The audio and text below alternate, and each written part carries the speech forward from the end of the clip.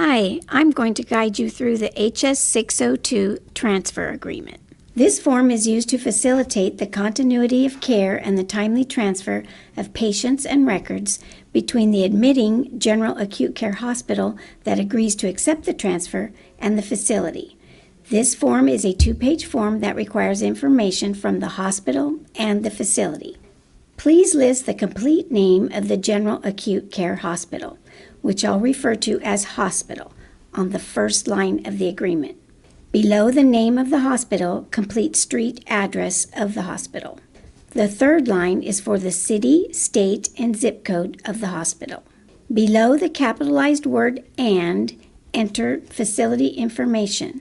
This is for the facility requesting licensure. Name of the facility this transfer agreement is valid for, the complete street address of the facility on the next line, and the third line is for the city, state, and zip code of the facility. Items number 1 through 11 are the terms of the agreement between the hospital listed above and the facility requesting licensure. On page 2 of this form, since it is a written agreement, it requires dates and signatures from the facility and the hospital in order to be valid. The facility would complete the lower left side of the form, and the hospital would complete the lower right side of the form by adding the date, administrator's signature, facility or hospital name, and facility or hospital provider number. Here's a tip. The facility administrator may sign this form.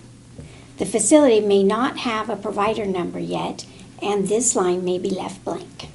If you have any additional questions regarding the use of the HS 602 transfer agreement or how to fill it out, please call the Centralized Applications Branch main telephone line at area code 916-552-8632 or email your question to cab@cdph.ca.gov. Staff will respond to your inquiry within 48 hours. Here's another tip. The hospital may use their own form instead of our HS 602 as long as all of the above information is included.